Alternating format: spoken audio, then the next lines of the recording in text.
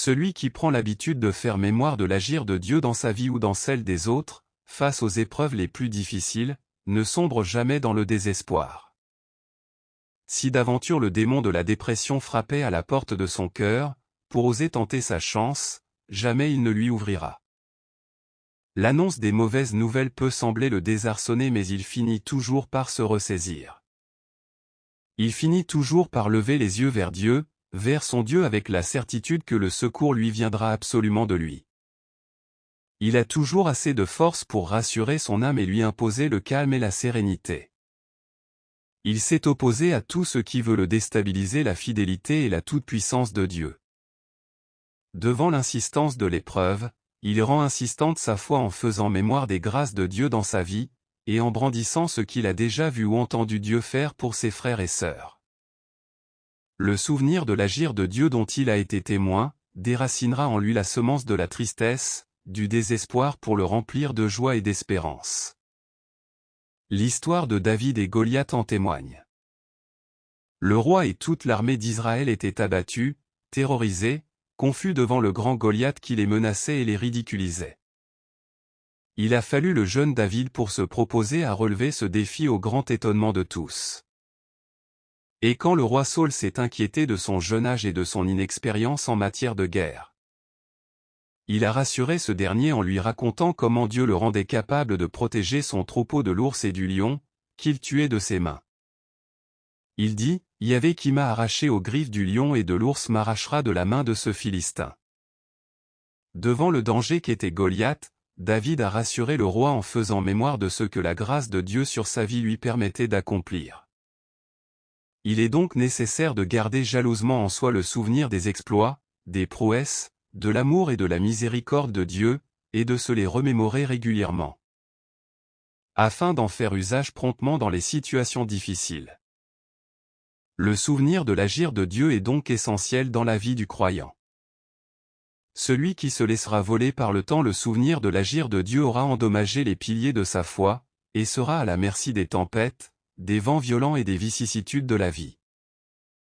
David l'avait tellement bien compris qu'il ordonnait à son âme de ne pas oublier les faveurs de Dieu à son égard. Sa phrase la plus éloquente à cet effet est celle-ci, « Bénis l'Éternel ô mon âme, n'oublie aucun de ses bienfaits. » Il savait l'importance du souvenir de l'agir de Dieu. Arme redoutable de préparation au combat spirituel, vivificateur de la foi, vitamine du moral, lâche qui ampute le bras de l'impossible pour le transformer en possible. De nombreux croyants se laissent ronger par l'inquiétude, perdent la force et le courage devant les épreuves, bien qu'ils soient constamment dans les lieux de prière. Parce qu'ils laissent tomber dans l'oubli ce que Dieu avait fait pour eux, des mois ou des années auparavant. Il faut raviver continuellement en soi le souvenir des exploits de Dieu dans sa vie. Qui a la solution à un problème ne s'en inquiète pas, aussi qui fait mémoire des merveilles de Dieu, devant le danger ne panique pas.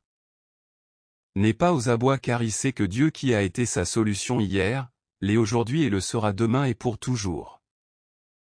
Comment donc garder en soi le souvenir de l'agir de Dieu en permanence? Par un exercice tout simple. Celui auquel se soumettait le roi David. Celui de l'expression de la gratitude.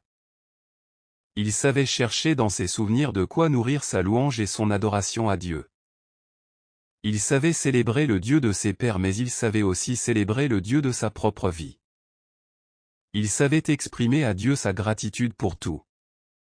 L'agir de Dieu bien que constaté, peut voir son souvenir disparaître dans le train-train quotidien, et notre monde aide véritablement et sournoisement à cela.